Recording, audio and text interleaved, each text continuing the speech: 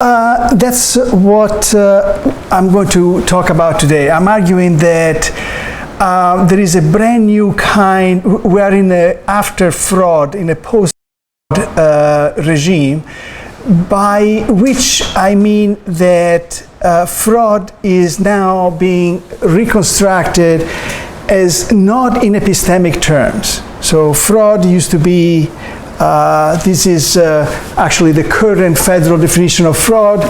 I don't know if there is a way to change the zoom. Yeah, a little bit, okay.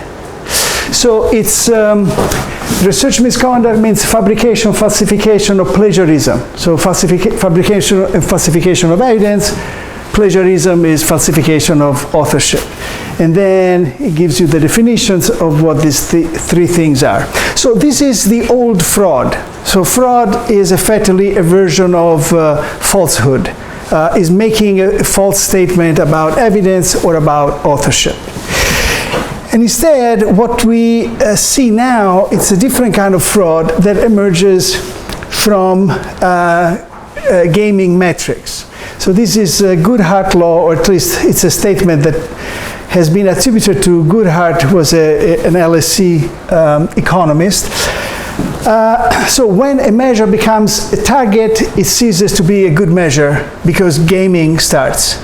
Okay, so if you pick a feature of the economy as an indicator, it will cease to be a good indicator because as soon as you pick it, the gaming will start. Okay. It turns out that Robert Merton had said something similar earlier. So in a conversation with Eugene Garfield, who's one of the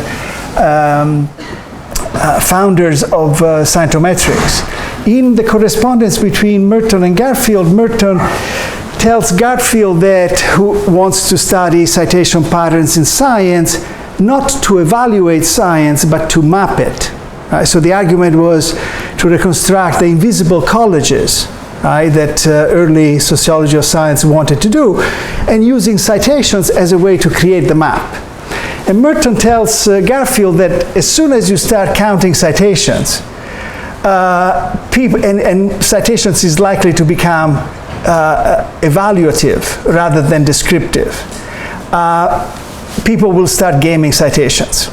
Right. So this is what is happening in a nutshell.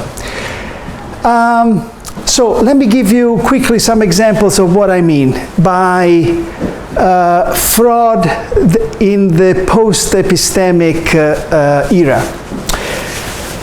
So Dr. Moon, so this is a 2012 case. Dr. Moon suggested preferred reviews during the submission, which were him or colleagues under bogus identity and accounts. So what Dr. Moon did, submitted a bunch of manuscripts to a journal. Sometimes journals ask you who would be a good reviewer. And he would put real names in a Google account. So suppose I submit something to ISIS, ISIS says, who would be a good reviewer? I say, Massimo Mazzotti at Berkeley, and I give them mmazzotti at gmail.com. Except that I have started that mmazzotti account, so the email comes to me. So you understand what happens afterwards. So this guy has, he has been hit with something like 60 retractions. He was caught because he got too fast. So he would typically, he would get the request to review. He would, write back and say, this piece has potentials, it needs reviews, and he would go ahead and say what the changes should be.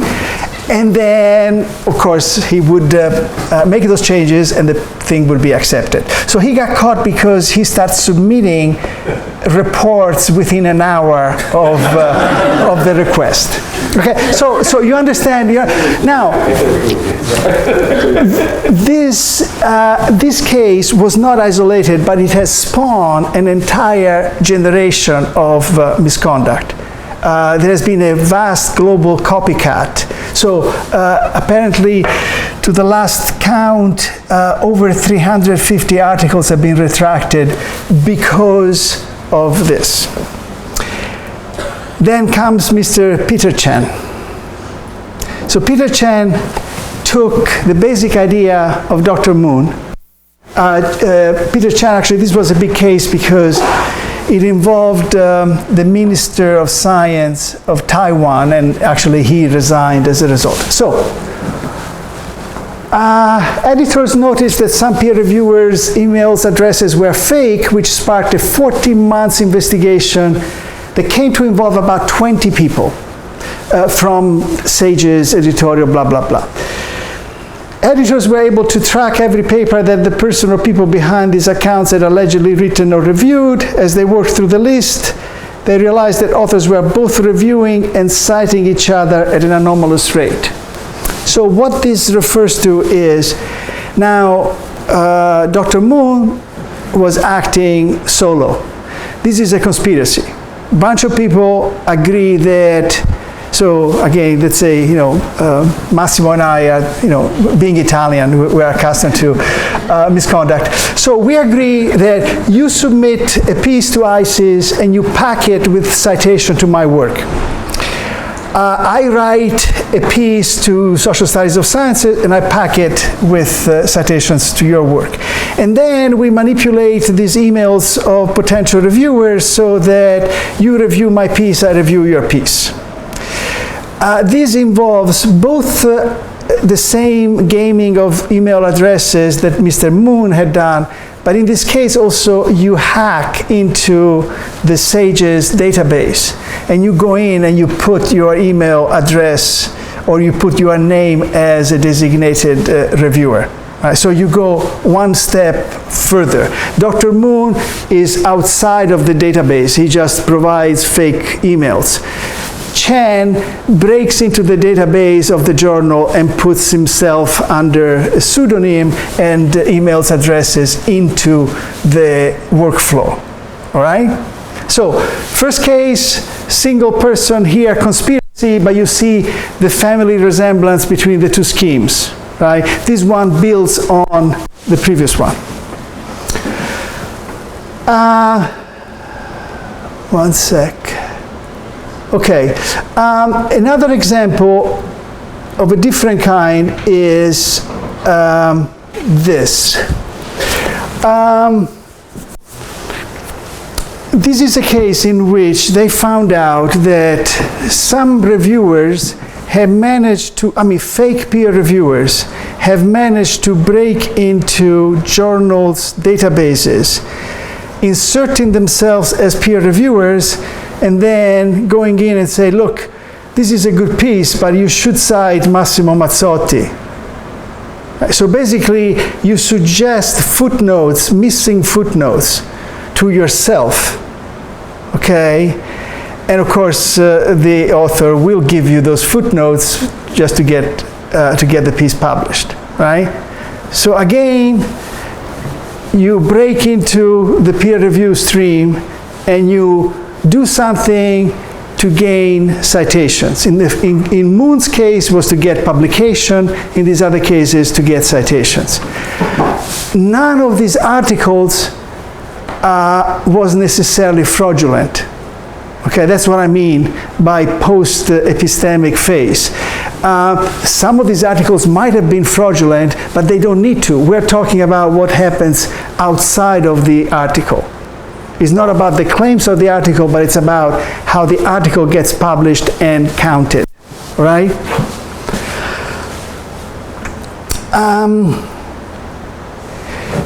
This is even better. This is more recent. This is from December. In this case, again, authors or people managed to break into a database. There are articles in the pipeline to be published, and they go in and add names of authors. Okay? So again, nobody's touching the text of the article. You're just touching the outside. Okay? All right. So, so all these examples, I think they show a pattern. So again, one, they are not, they don't have anything to do with the epistemic claims made by the article. Second, there is a copycat effect. You have Moon that starts out with the fake email addresses by himself. Peter Chen is a conspiracy ring that involves both fake emails but also hacking the database. Then you get to the citation suggestion scheme. The guy who goes in, pretends to be a peer reviewer, and forces you to add citation to his or her work, okay? This is connected to, in my view, to this. You know, they see that, oh, look at this, you can hack into databases of journals. Let's do it by, you know, in this case, by fishing for citations. And then, the last case, let's do all of the above, but let's plug our names into the manuscript. I mean, not all of the above, but, you know, basically, we now know that we can hack into databases. Let's do that, and now we are going to add our name to the authors list rather than ask for citations. All right? Then, this is not necessarily the next step, but it's to show you another version of this family of misconduct. So here, COPE, the Committee on Publication Ethics, have found out that in some cases, so there are all these editing services, especially for catering to scientists who are not native English speakers. Most of these services are totally kosher, right? Some, they offer you the option for an extra fee. They're going to help with the submission of your article. So they clean it up, they do the editing, and then they also give you some fake email addresses for potential reviewers. Or they might hack for you and do that themselves. Right? So you see the proliferation of this pattern. So it's no longer an isolated fraud, you know, that usually was construed as a crime. This is more like an epidemic. You know, it starts from a place and then it travels and it morphs into something else. Okay? Now, we also see that it becomes, this new misconduct is often collaborative, multi-authored. Collaboration in the good old days was bad for fraud because most of the time the cases of fraud that we know about is because somebody you know, reported. So typically you have the disgruntled postdoc that reports on the professor. You know, basically that's kind of a genre in fraud cases. Here instead, these are things that require collaborations. So, journals. Now, journals, they need, actually, they think they need high impact factors. Impact factor is something that you calculate by looking at how many citations the articles published in a certain journal have received in the previous 3 years. Okay?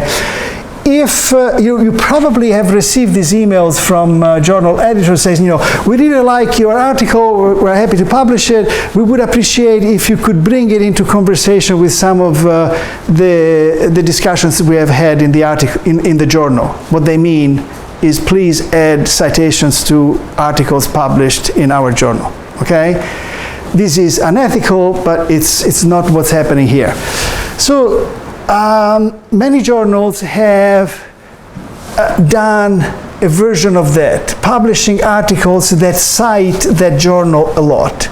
Those are very easy to detect, okay?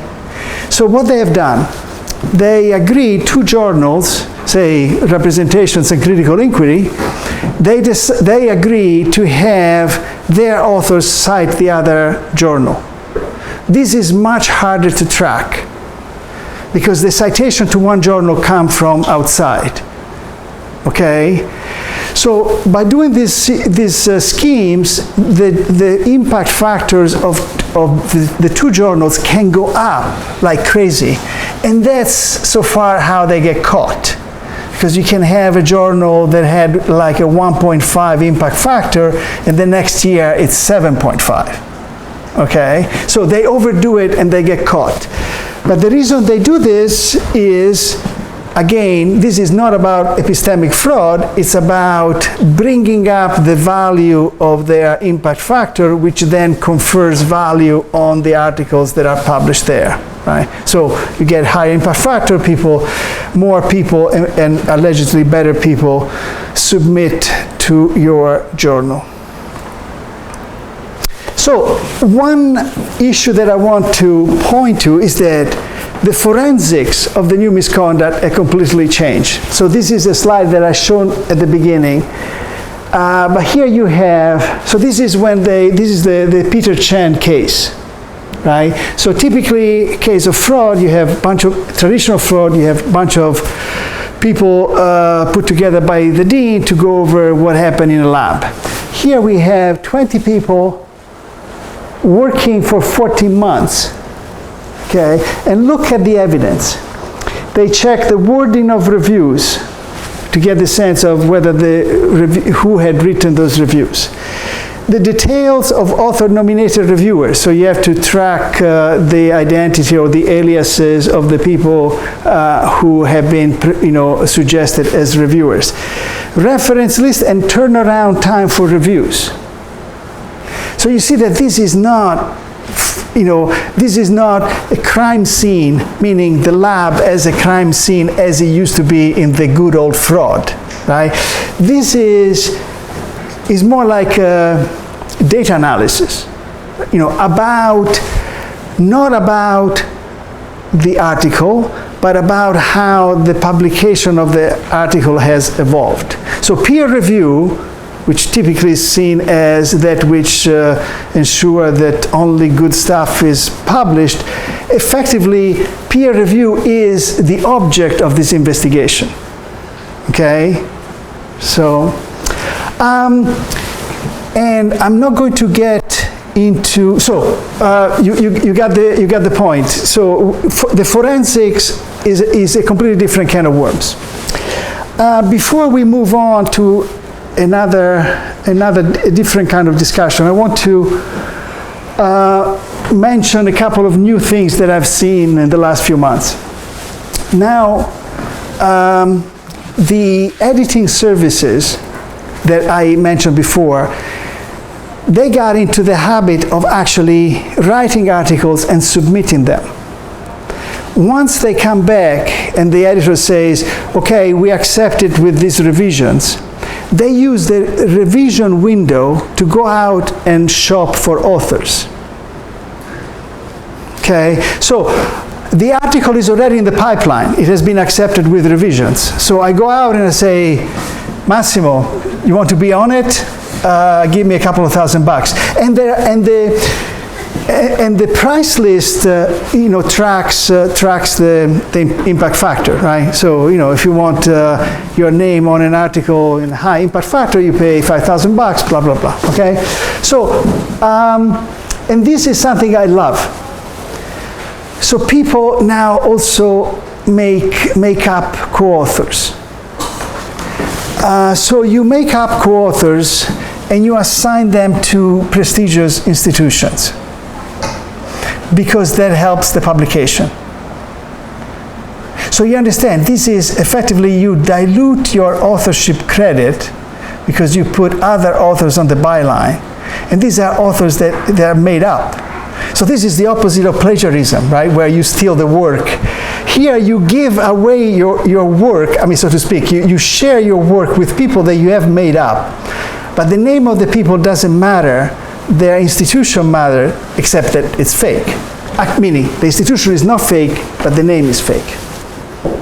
So, which also connects to what we see in biomedical ghostwriting, and this is Sergio Sismondo has written extensively on this, where pharmaceutical companies pay a writing company to write an article that says exactly what the pharmaceutical company wanted to say, and then once the article is done, they go out and they offer co-authorship to an academic author who has done nothing about the article, but he or she puts his or her name on it, right? So it's this, I'm fascinated by the fact that for very different reasons, we see patterns of people willingly relinquish part of the authorship or the entire authorship to gain something else, right? So in the case of the pharmaceutical industry, they want you to read these articles from JAMA, believing that there are research articles, but in fact they are advertisements that look like scientific articles. In this case, instead, you just make up authors so that the article is more likely to be published. Some of these people are clearly serious. Others, and unfortunately Alessandra Lickman is not here because she's working on this, people actually make up names that are there to be their jokes. Okay, so for those of you who speak Italian, there is a Spanish physicist who has published a lot of stuff with a co-author named Stronzo Bestiale, which is like, huge asshole, right? But this person is associated with the Institute of Theoretical Physics at Erice. And this guy has published a lot of articles with Stronzo Bestiale, right? Another case is somebody who has made up this Javier Grande, like, big Javier, and nobody has noticed that there is no such a thing, there is no person. Anyway, so it's also interesting to see that there is a little bit of sometimes the made up names are totally serious. In other cases, it's almost like it's a little bit of a carnivalesque, it's almost like a hoax, right? Or a borderline hoax to actually expose. Okay, all right. I think I talked about this. So the forensic has changed, and what has changed also is the forensic actors. I think we have gone from a police regime where you would have, say, the Office of Research Integrity, all these governmental agencies that would go after fraud.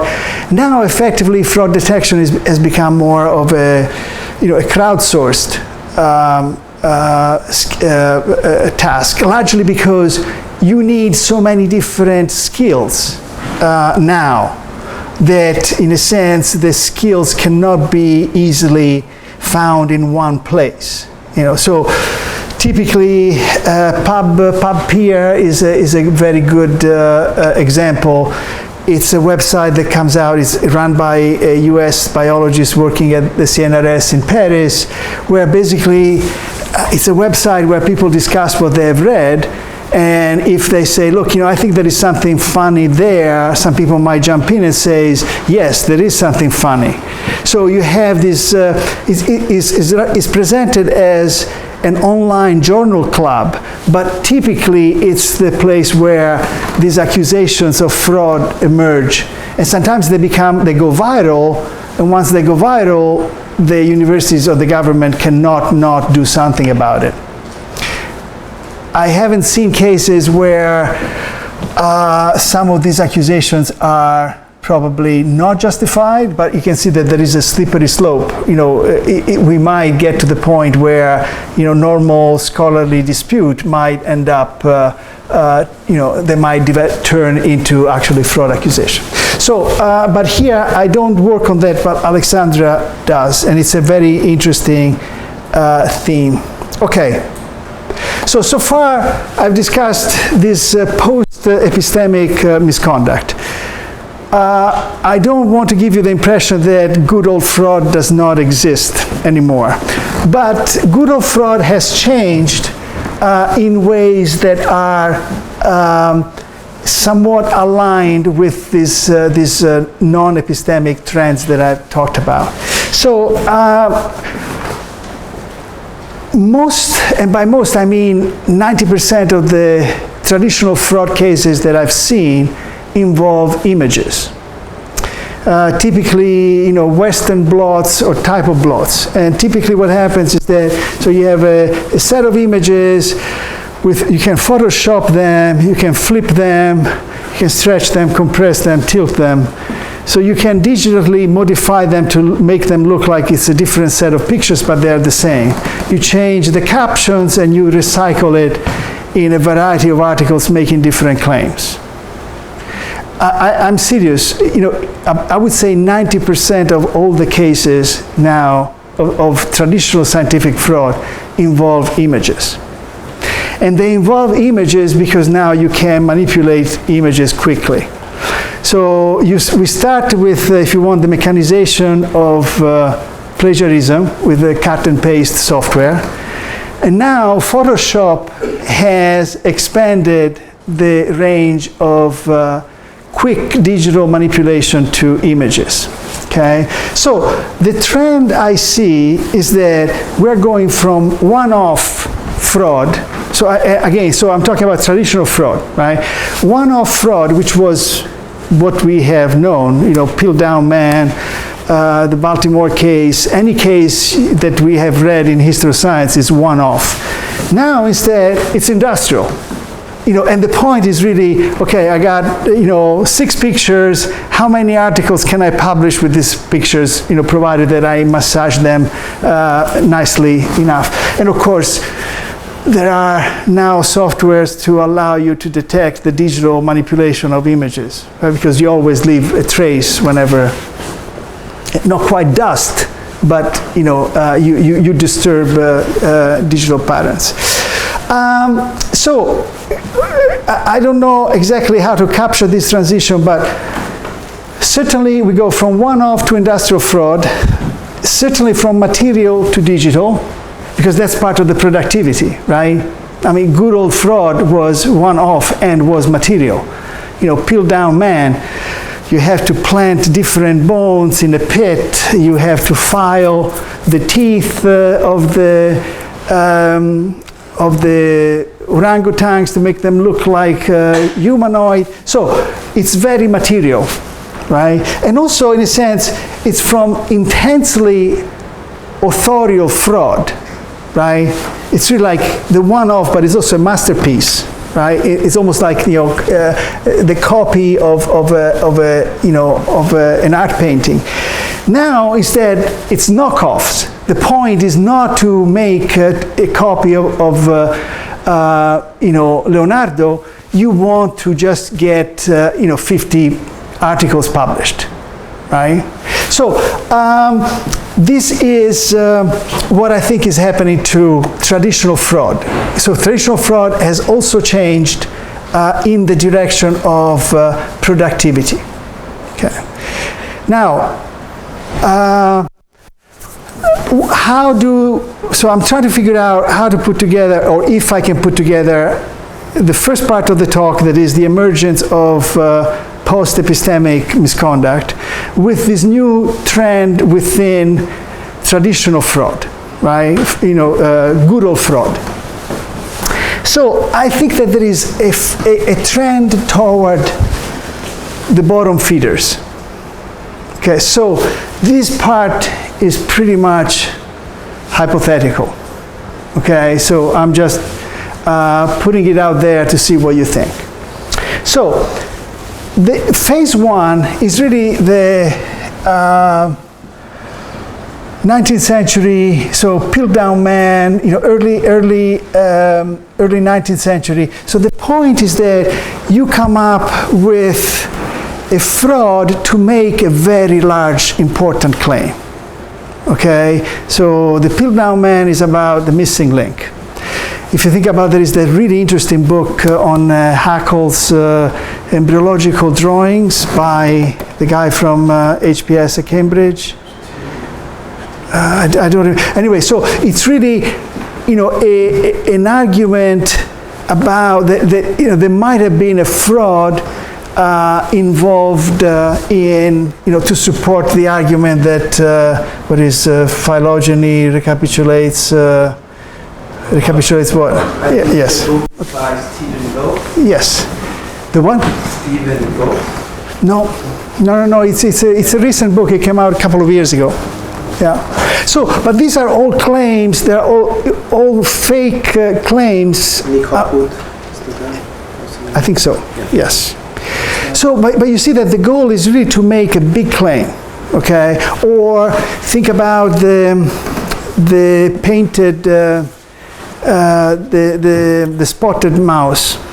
So this is 20th century at Sloan Kettering. Somebody's trying to argue that, he's trying to connect immunity to cancer. Things don't work right, so he actually paints with a felty pen. There is a mouse with a graft, with a skin graft. So he makes the skin difference go away by coloring the mouse. But so gross, not exactly artful practice, but it's because the guy is trying to make a big claim about the connection between immunity and cancer. Right? So if you look at the famous cases of fraud, they are not about trivial stuff. They are really about big claims.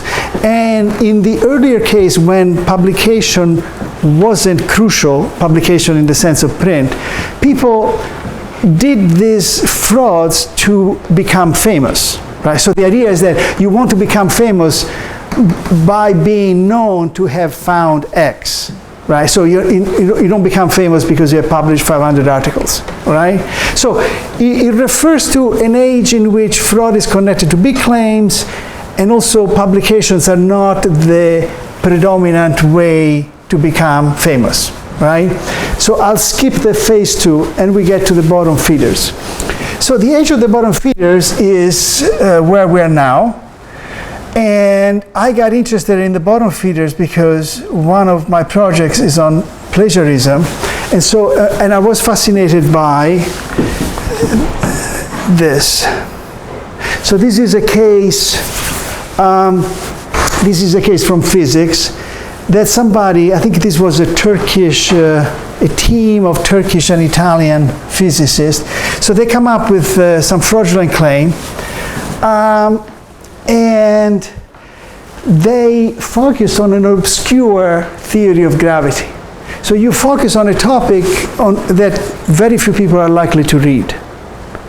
Okay, so you fake marginal stuff, which is completely different in my view from what we have seen previously.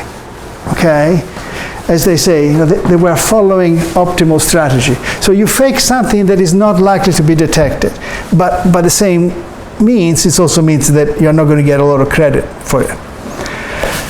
And then these are other quotes about other cases from plagiarism.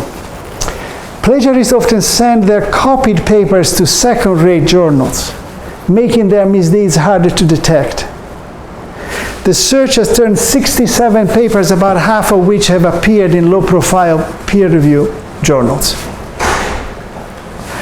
And then here they talk about the same pattern, the impact factors of the journals in which people republish plagiarized work, it tends to be low. And then of course, the plagiarize and translate strategy. Okay, I plagiarize Massimo and I translate it into some obscure language. I published it in a little marginal journal in a marginal language. Nobody's going to see it. Okay, so this is like, it sounds like strange, like, so why do you do it? Right? Because literally, I'm fascinated by these patterns because it changes the meaning of publications.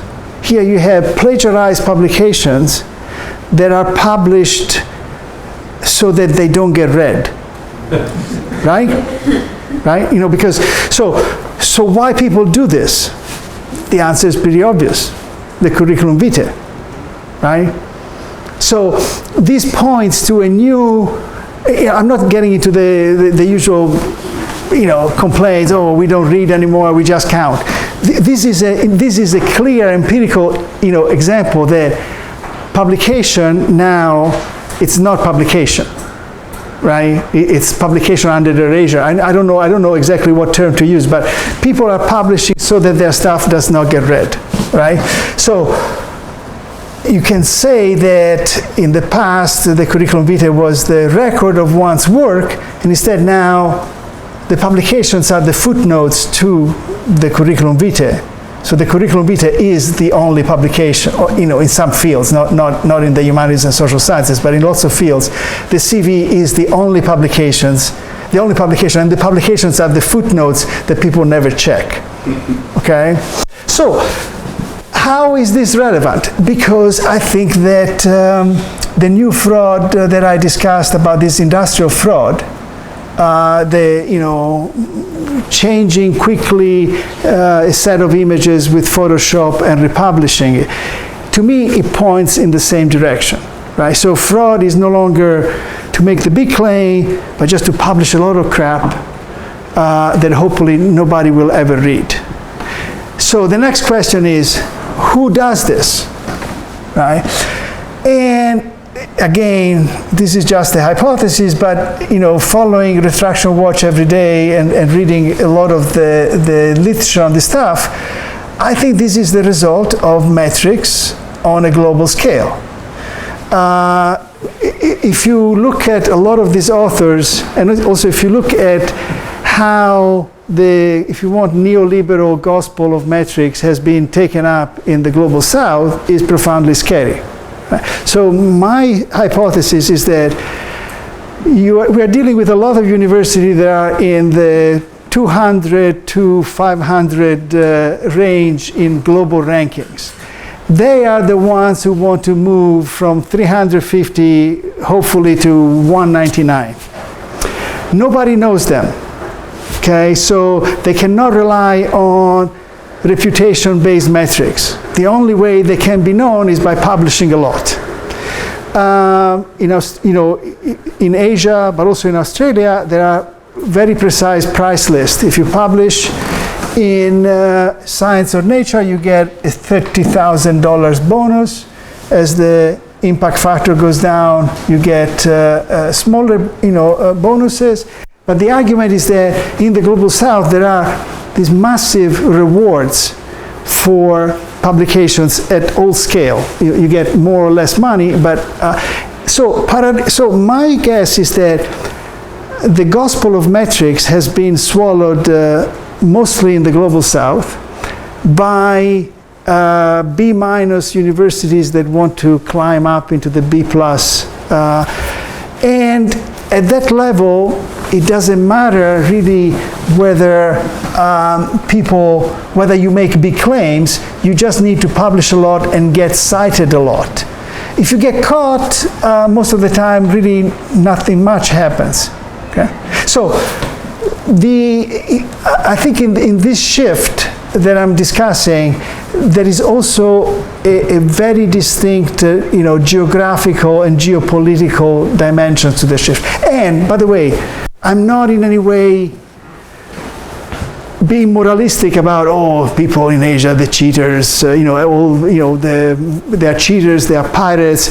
I'm just saying that probably, if I were one of them, I would do the same. I'm just saying that there is a clear market for this kind of behaviors in those places, and that's why I think it's happening.